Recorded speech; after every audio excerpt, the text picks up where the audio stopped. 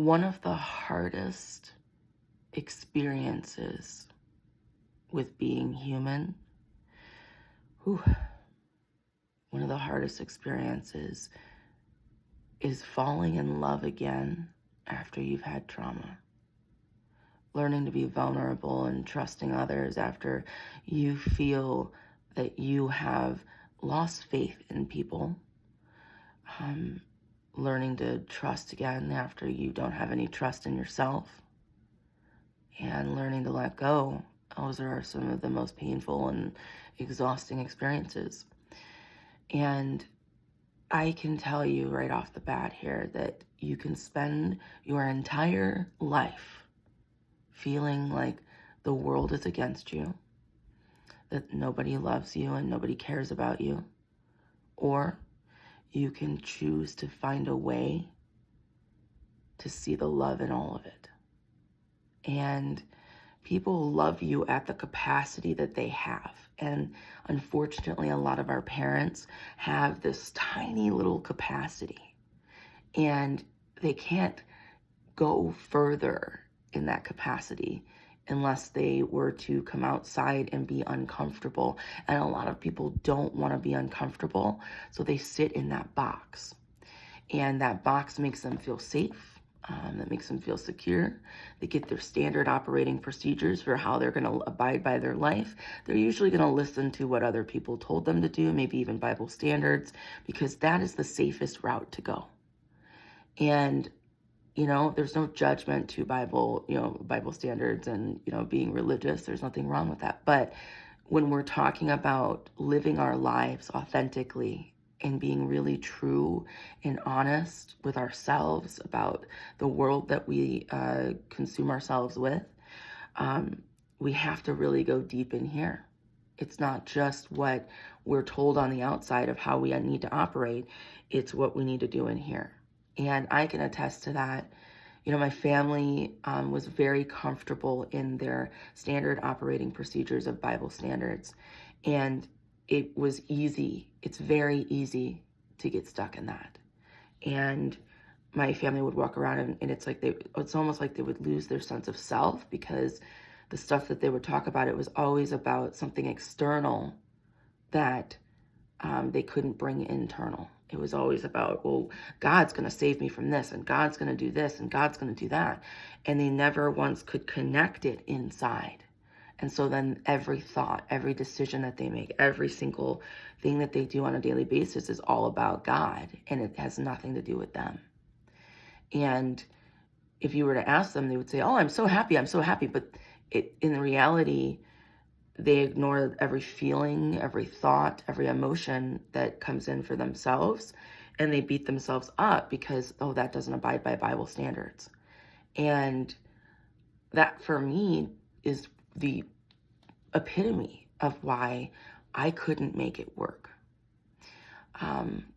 I tried really hard to abide by these Bible standards and the religious practices, because I thought, well, if I could just be what they told me to be, then I would be happy, or I would be content. And in reality, all it did was separate me from myself more. And the more that I felt separated, that made that hard. And, experiencing trauma in various ways, trauma being emotionally distressing responses to experiences and events that happen into your life. Every time that I would experience some form of trauma, whether it be super intense or maybe a cute little bit of trauma, all it did was add up to, little by little, more and more lack of trust in myself. And the more that I lacked trust in myself, the more that I found it impossible to make a decision in any direction. I couldn't make a decision on career, couldn't make a decision on my love life. I was either super avoidant to love, or I was super attached to anyone that would love me. And it's because, well, they see some value in me. So if they can show me the value that I have in me, maybe I'll find some sort of sustenance for myself. But that's a subconscious thing. It's not like we're necessarily going around going, oh, I just want that. But some people are. But then there would be this side of me that struggled with the ability to trust someone after that experience. And it has been a journey back to trust. It has been a journey back to the ability to love again after this. And so what does that look like? What does it look like to journey to the other side from, that trauma state into that love state? A big, big part of it is coming back to an awareness of yourself. And yes, forgiveness is a big key component. Acceptance is a ginormous component. But learning to trust yourself again is going to take you to the next step. And so this brings me to the actual serious nature of this conversation. The most important relationship that you will ever have in your life is going to be the relationship that you have with yourself. And if this is not good, then you're not going to be able to live your life more authentically. You're going to kind of almost hide in the shadows, or you're going to be pretty much throwing your energy everywhere to other people, and then you're at the whim of whatever their standard operating procedures are. And some of them don't have really good standard operating procedures at all. Actually, most people, the most common people, have what's called emotional dysregulation. And that's the inability to cope with the emotional situations that occur in their life. And so that can be even more overwhelming when you have that kind of energy. So with that said, how do you form trust in yourself when you've put yourself in situations with people who you trusted at one point, who then betrayed you? So now you have this lack of trust in yourself, like in everything. So there's not one easy way to do it, but what I can absolutely attest to is it starts with listening to those feelings that are coming up. It starts with taking that space that you need for this. And I'm not saying go and take all this space and disassociate yourself from relationships and don't get in a relationship and don't do this and don't do that. There's no easy way to open back up to a relationship. And a lot of times you kind of got to push forward even when you're nervous or scared or overwhelmed. But with that said, you need to be doing daily check-ins with yourself.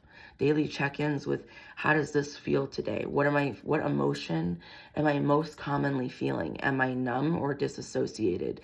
Why am I feeling numb and disassociated? Also too, what are the most common fears that I'm encasing in myself? And the more that we start to do that, the more that we can start to understand about ourselves. And so I'm not kidding.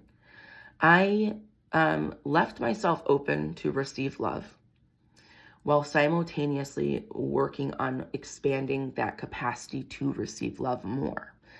What does that mean? Well, I took time out to listen to my actual feelings that were coming up to the surface. And what I noticed most importantly was I had a fear of that I was never going to be loved again.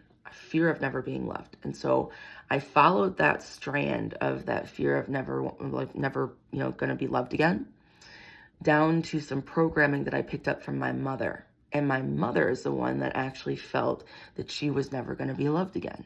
And that wasn't even mine to begin with. And it was a programming that I heard my mom say. My mom even said things to me. And I took that energy as if it was my next standard operating procedure. And I carried it into how I perceived myself and how I perceived others around me. And it made it extremely hard for me to move forward in my life. And because of that, I lacked trust in my own self. And because I lacked trust in my own self, well, then how the hell am I going to trust somebody else if I can't even trust myself? And so I would get in these relationships, and instead of me being transparent and vulnerable and open, I would throw all the blame onto them. They were the problem. They had the issues. They needed to work through issues. I'm fine. I did everything right. So it was almost like a denial that I put over myself to protect myself from the very essence of the reality that I needed to work on stuff and I needed to take some accountability for my own actions. And part of that meant that I had to acknowledge that I picked up programming from a young age. And also, too, we're products of that environment that we're raised in. And so if we have two parents who are trauma bonded, that's not real love. And so we don't understand the concept of security when we're seeing a trauma bond, because it's very, very, very wishy-washy.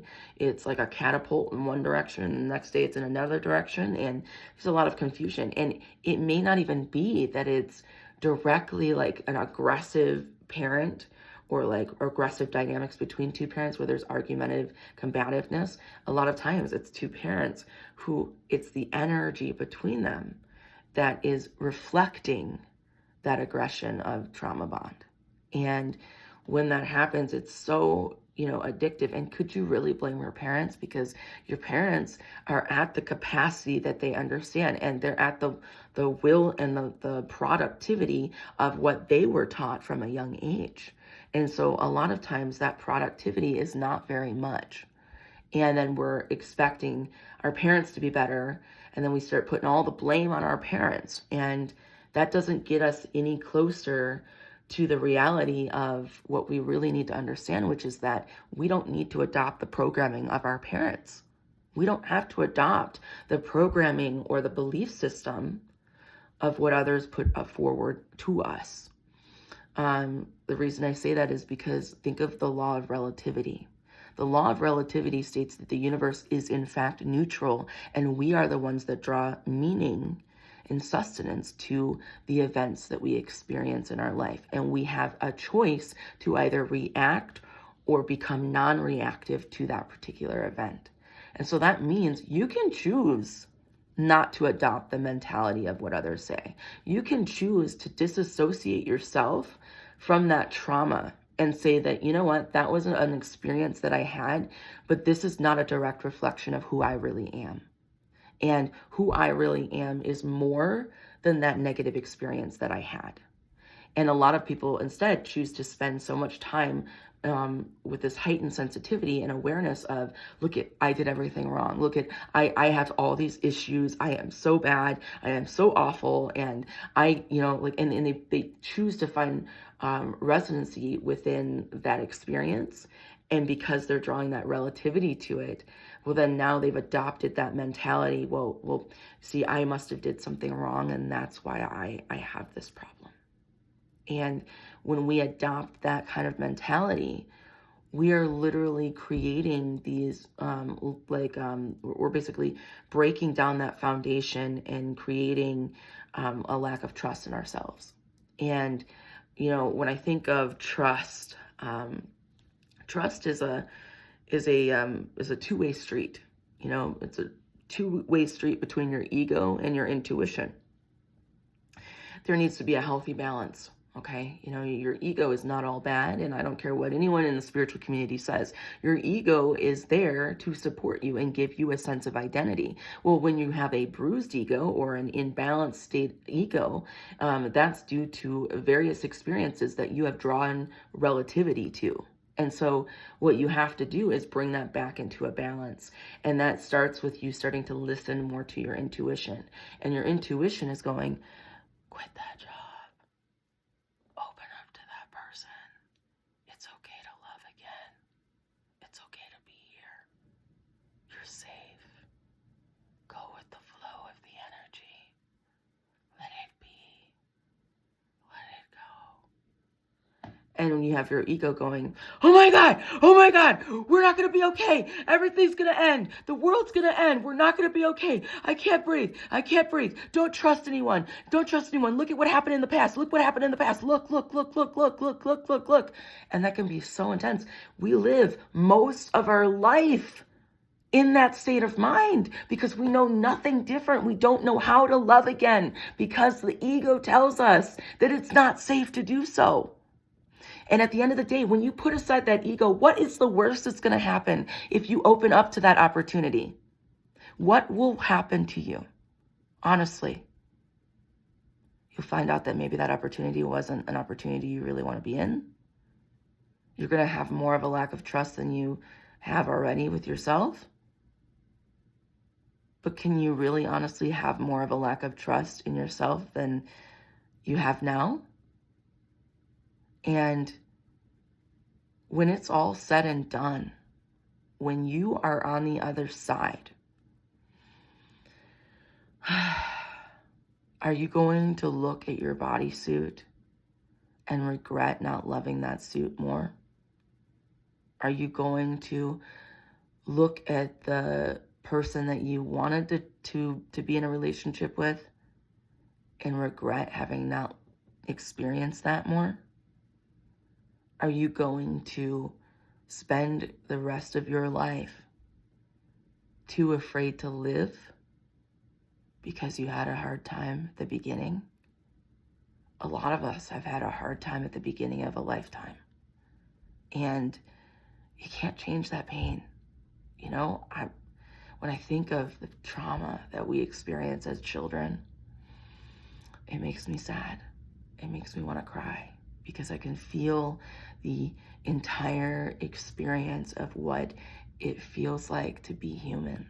And I can feel the experience of that,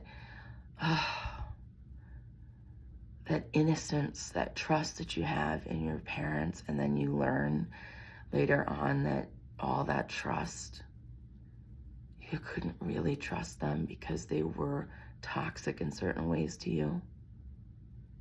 And then you go and carry that into relationships because you're just looking for an actual family to make up for the family you didn't have in your younger childhood life.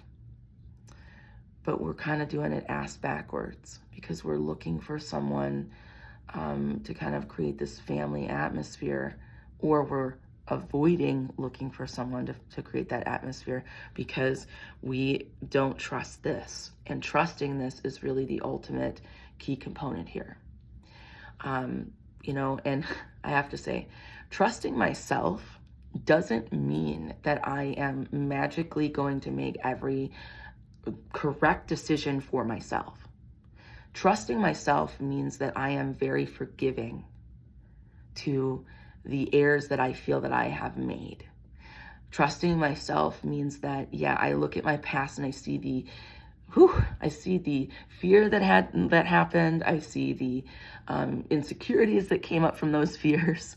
I see the trauma that happened and that created the fears. I also see the incredible power that I harnessed in making choices for myself. I also see those moments when I made the choice to walk away from a connection that wasn't serving my highest good.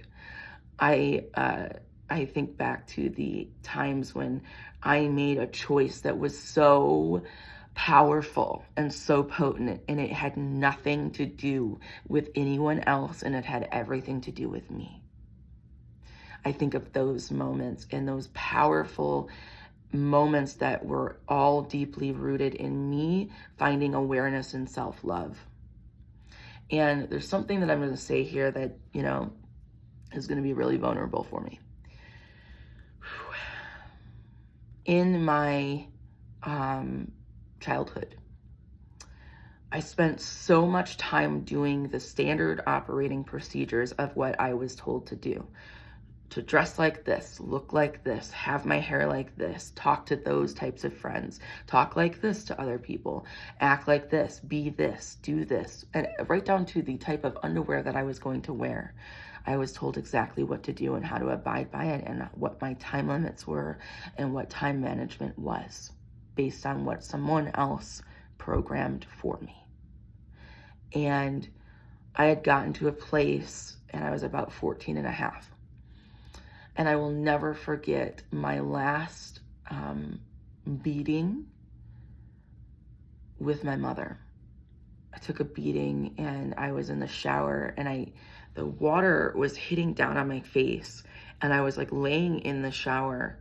It was a tub, and so I was kind of like keeled over in the tub, and my mom is aggressive. You know, she's got that, you know, that black-eyed, look in her eyes. There's no sort of connection. There's such a disassociation, and she's at that manic state, and she is losing it because she wants me to do a certain thing, and I will not do that thing. So now she is violently aggressive to make me do that thing. And I remember laying there, and I was so mad. I was so mad, and anger is a masking emotion. So when we move anger aside, it's frustration that comes up. So then move the frustration aside, and then I'm disappointed. And it's not even disappointment with her. It's disappointment with myself. Disappointment with myself because I couldn't protect myself. Disappointment with myself because I felt that I should have been able to stop this situation. And I was 14 and a half. What could I have done? After taking that beating, my mom switched just like that, switched back into, everything's fine. And, get ready now. Go ahead and take your shower and hurry up. And I get up and I'm standing in the shower.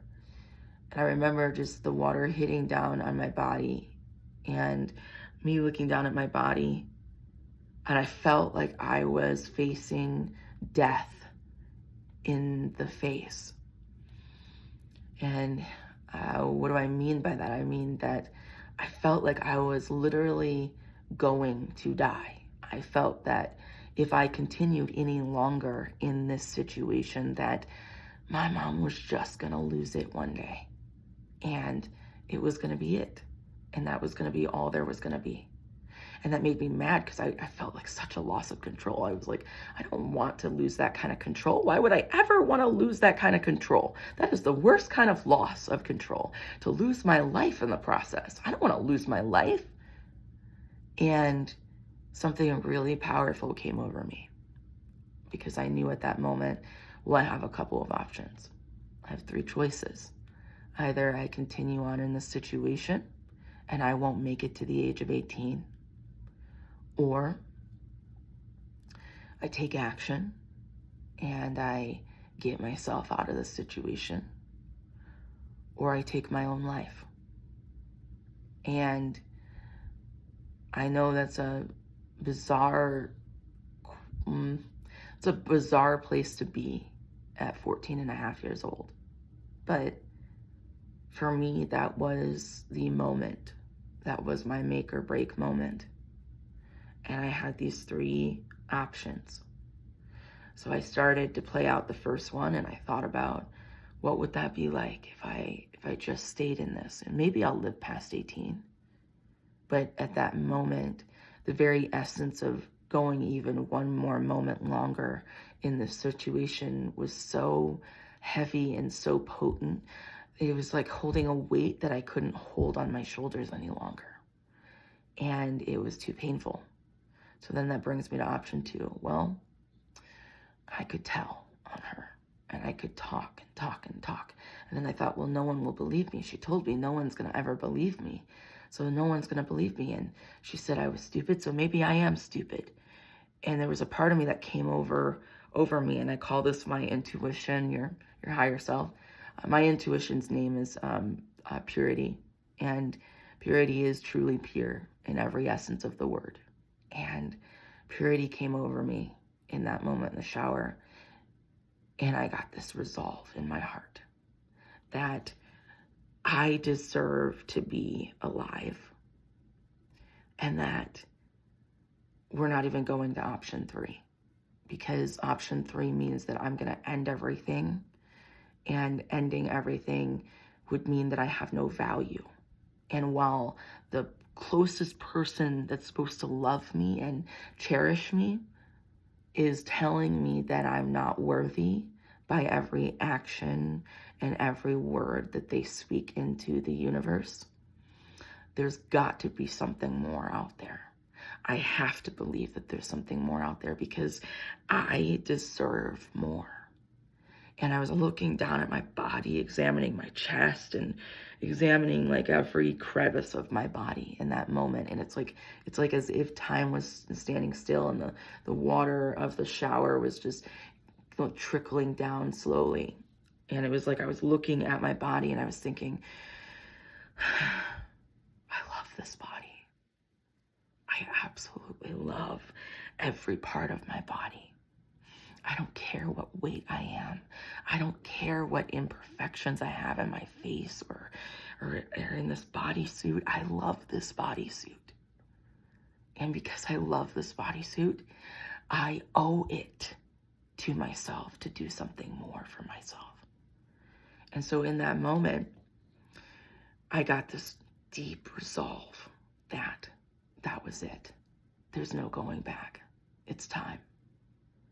And that very night at 2 a.m., so it's kind of the next day, 2 a.m., I stepped into that role and I found that voice.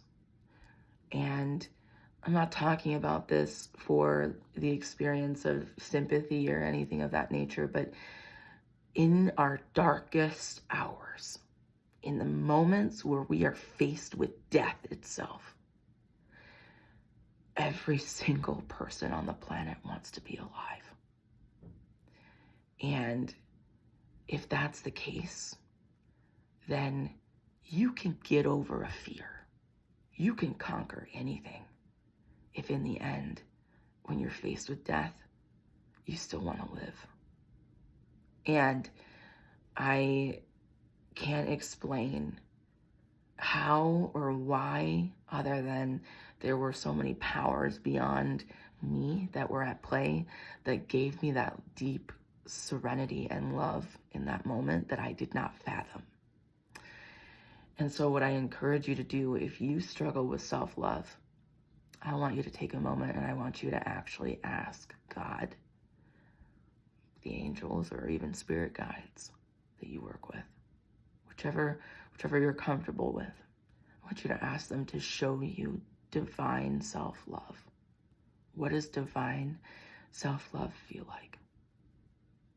And watch that awareness go to your heart and the realization of being in this bodysuit and having this human experience, but then having this essence of deep love here. And that is the essence of how we want to live our lives. And I was faced with one more situation. It wasn't life-threatening, but one more life-altering decision. I was in an arranged marriage, and I woke up one morning and I looked in the mirror. And as I'm brushing my teeth, I was recalling that moment in the shower at 14 and a half years old. And I was looking at myself. And I could just, my favorite thing about myself is my eyes. I was looking in my eyes, and I have this little marble speck that goes on my iris. And I was looking at that speck on my eye. And I was just amazed, because I'm like, God, you're so beautiful. I love you. We're not living for ourselves. And it made me mad. It made me really mad again. Not mad like in the sense of, oh, I just can't stand this. It was just like this anger, this righteous anger of, I still am abiding by the rules and regulations of others and the standard operating procedures of other people. And in essence, that is what I was doing with my mother. And I left my mother to get away from that. And I'm in another situation that's literally consuming the essence of what I have to be and how I have to be. And I cannot stand it. I want to be present with myself more. I want to live my life, and I don't care if I have to be alone to do it, but I am going to do it. And that was what was going through my brain when I was fathoming the essence of leaving that arranged marriage and leaving the cult that I was raised in. And that meant that I would have to leave my family behind. And from a very, very young age, at like about 5 years old, I already knew that at some point in my life, my family would no longer be there. And it wouldn't be because they passed away. It would be because we no longer abide by the same regulations and rules that I am being told I have to do. And at 5 years old, I already felt that way. I already felt that I was not going to have my family in my life at a later point. And it would be because I didn't match up with them any longer. And that scared me. That made me actually disconnect more in my childhood, because I didn't know how to even cope with that sort of download or hit that I was getting psychically. And I carried that with me for a long time. In the moment that I had a choice, whether to abide by the rules and regulations of others to keep my family in my life, or release the need to follow the standards that I was being told I had to abide by, I chose myself. And let me just say, now I sit here 9.5 years later, and it was the best decision I've ever made in my life. And it doesn't mean that there isn't excruciating pain that comes with abandonment, that comes with betrayal, that comes with grieving the loss of family members that are still alive. Whew. There is something so potent about just living authentically true to me. So those were two of the biggest decisions I've ever made in my life. And since then, I've made not great decisions afterwards. And I don't want to say that they're not great decisions. They were decisions that were made based on a lack of something that I had in myself. It was not coming from a place of love. It was coming from a place of fear. And when you make a decision in a state of fear, you're not going to make a rational decision. And so having trust in yourself, that doesn't happen overnight. It's not possible that you were, raised perfectly to where you have all this trust and faith in yourself. This is something you have to cultivate over time. And it means that you have to take the actions necessary to live your life, which means when the universe presents you with opportunities, you say no or you say yes, and you go 100% into it. And that's where I lead to this question. What would happen if you went 100% into something? What would happen if, for once in your life, you didn't throw another obligation on it, you didn't throw another reason why you can't do it, you didn't throw fear all over it, but you just went 100% in? What would happen? Think about it for a moment. What is the worst that could actually happen? And I think for me, not living, not choosing to be open again after, painful love experiences or after the pain of my family, it wouldn't make my whole decision worth it to live if I'm not really gonna live. And so me living every day and being here and being present with the world around me is a gift in of itself. And I'm grateful to be here. I'm grateful to have this human experience. And I would not be sitting right here doing a podcast if I had not made continuous, consecutive decisions for myself to get here. And it doesn't make it any easier. And it doesn't mean that I don't have fear that I still have to work through. But it just means that I am getting more and more and more each day, more solidified in the love I have in myself. And it is because, number one, I opened back up to the experience of love. I started accepting and receiving the love that was around me already from my friends, from my makeshift family that I've made. And, though I'm sitting here single, I absolutely am open to receive love. And I am open to give that love. And, but it also has to line up with my core values. And how did I figure out what my core values are? Experiences, what I didn't like and what I didn't like. So instead of looking at the mistakes you feel you've made and as mistakes, or looking at the choices you've made as these awful decisions, look at me, I've made the worst decision in my life. I chose to be with a partner who betrayed me, who ruined everything in my life, and I just feel like I can't go forward. I want you for a second to think about the new awareness that you have because you had that experience. That partner that was rude to you and disrespectful to you and hurt you or betrayed you in some way. If you had not experienced that, you wouldn't know what you know now. So then how could you move forward and make a more rational decision? And sometimes that rational decision is basically choosing the opposite of what you would have ever chosen before. And that's where you start to see some people, talking even about sexuality gets people really riled up and upset. But that's where I see a lot of people go in the complete opposite direction of what they once chose, to just kind of switch it up and see what that is, or see what that feel into that. And what they do is discover that there really is no solidification in some standard operating procedure that they have to abide by. There's so much in what we put such a heavy emphasis on preference instead of understanding that a lot of the programming of preferences that we have developed is based on our childhood. It's based on our parents. It's based on the religious beliefs that we have adopted as our own belief system. It's based on our own experiences of what has happened in our lives. And so with that said, you have to kind of make the choice to want something opposite of that, opposite of what you already had.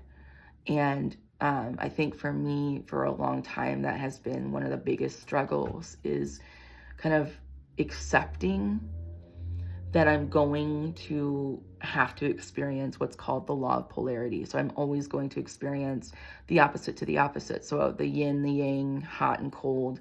If I didn't understand polarity, I wouldn't be able to make good consecutive decisions for myself. I have to experience both good and bad experiences to understand what good is, to understand what peace is, to understand what serenity is. I have to shake things up to understand the difference.